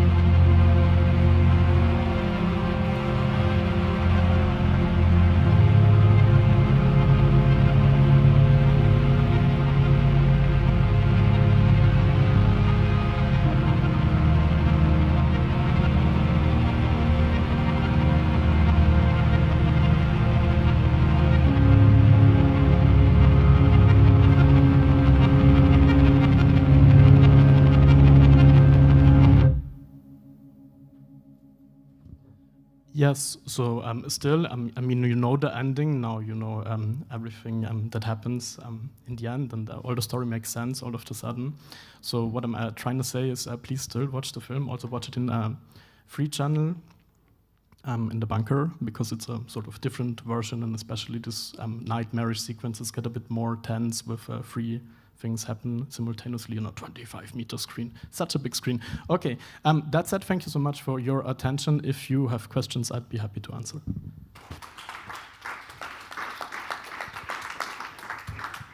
So, thank you very much. We have a question right here in front. Microphone is coming. Thank you. Okay. Thank you very much. It's fantastic. I wanted to ask you, is everything made by using commercial video games and tweaking them, or do you use like some custom rendered scenes in between? No, what we did, as I explained, we made a photogrammetry of Patrick, so we just mapped him on the pre-existing FIFA player model, 3D model. And there's one scene where we put some CGI because we wanted a forest fire in the rally game. So we created in Blender a smoke pillar in the background to sort of, because we couldn't set the forest on fire in a rally game. There was no such mechanic, so we tricked a bit. But that's the total exception. Like I would say, generally 99.9% is just video game imagery. So all the scenes, like the hills with all the people on top, and yes. the last... I mean, we intervened. So the hills on top, the people on top of the hills is from the golf game, and the golf game was probably the easiest game of the three to work with because it has a map editor. So if you're a golf enthusiast on a computer video game, I don't know if that exists, but maybe, I mean, there's a game for it, then you can create your own course, and we were going quite wild with that course, setting everything underwater, putting people on ridiculously big mountains. So there's sort of a game engine, a part of the game engine of the game implemented into the game, so you can design your own world, so to say. Thank you very much. I'll watch it in the bunker for sure. Thank you. Another question? So maybe two quick questions. The first one, the important one, is Patrick, the real Patrick, happy with his appearance in the film? Honestly, when I sent him the film, he was responding with cool smiley emoji. So I'm not very sure. Also, he refused to attend all of the screenings that happened in Vienna. Also, he's building a house at the moment, so maybe he has no time, but also maybe he felt a bit irritated. Because when I was 15, when we were 18, a long time ago, he was asking me, Adrian, if you're ever going to make a film, could you please put me in, because I always wanted to act. And then like 15 years later, I came and I was like, I'm going to put you in a film, but it's not like you thought it would be. So maybe it's a bit annoying. I don't know. I'm going to ask him. Maybe that's good to do. Okay, and a second, did I understand that correctly? In most or all of your projects before, you did not really interfere into the game like hacking, but rather in using it in your own cinematographic and storytelling style, and this made this project, I guess, quite a lot more complex because you really had to get into it and change models and remodel and interfere with details. Yes, technically this was the biggest struggle we had working with games, but we did work with lots of mods before, but then the modding engines were a bit easier to handle. Like, for instance, in the GTA movie, what we did was implementing the babies that I could do myself with my very basic skills of modding and coding. But like for this, it was more complicated, I would say. Especially the FIFA game was very hard to crack open because it's such a big blockbuster thing, and people don't like to. It's not like with GTA where there is a huge modding community per se, but more like people just play the game on a console and that's it. Thank you. You're welcome. Hi. Hi. Thank you for the talk, and also thank you for kind of keeping the art form of machinima alive, because it kind of feels like we do see a lot less machinima than we did, say, 15 years ago. First of all, I was wondering, what do you think of that? And then also, what kind of got you into the machinima scene? Are there any games or films that inspired you? Okay, I mean, I would disagree to a certain degree that there is less machinima nowadays. I would say there is two eras of machinimas. One starting in the late 90s with 3D engines like Quake. Maybe some of you remember Quake, the shooter game. And also there is this apparently first machinima ever that is just a 1 minute, 10-second clip on YouTube in Quake. It's called Diary of a Camper, and it's just about 3 people killing a camper. There's no like real storyline in it, but there's an Easter egg in the end. But never mind. So machinima was more like a YouTube video trend back then, where people try to sort of imitate big Hollywood productions, and that thing died very early in the 2000s, I would say, because it wasn't, sorry to say, but not very nice to watch like people imitating a Hollywood movie in a blockbuster game, especially at the time where these engines look terrible. And so nowadays, I would say there is some sort of revival, but not as a YouTube trend, but rather as a festival trend. Like there's barely any. Like I'm visiting quite a lot of short film festivals with these films, and we're not the only ones doing that. So I would say there's at all times there's at least 1 or 2 more. Depends on how experimental the festival is, 1 or 2 more machinima films. So it got some sort of revival in the film festival world, which is very cool. Thanks. And also, what inspired you to do machinima? I mean, I always wanted to make a film, but I always wanted to be very lazy, as you could see at my introduction graphic. And so one thing came to another, and no, I'm a passionate gamer. If this is over, I'm going home and I'm gonna catch some dinosaurs. And and it's I really like that you can. What I particularly like and what keeps me into doing this is that you can do everything at home in your room, sitting under the table in the dark. At your screen, and you can do everything at home, and this is very nice because usually if you make film, you are changing places thousands of times. You need 20 different professionals, and for this kind of production, you do everything yourself: the writing, the shooting, the editing. In my case, also I did the music, and just in the end, it needs a sound designer who does a professional cinema 5.1 sound design. But until this point, and this is quite the final product already without the sound, you have everything in your own hands, and this is a quite satisfying way of working, I would say. Maybe also comparable with other forms of digital film creations like AI or using, let's say, Blender or Unreal. Great, thanks. Thank you. Is there another question? Or are you tired? I guess people are getting tired. Relatable. Yeah, thank you very much for your presentation and answering your questions. So we will continue around 1400. So come back. There is the research tracks, 2 paper sessions, and meantime, have fun.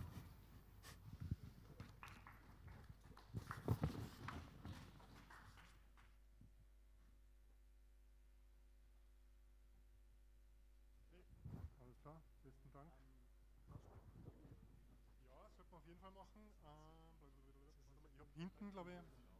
Bitte? Ich habe hinten irgendwo meinen Rucksack. Kevin, I'm in the next panel. You should do a tech check. Have you already? No, that was going to be part of the This is cool because I'm not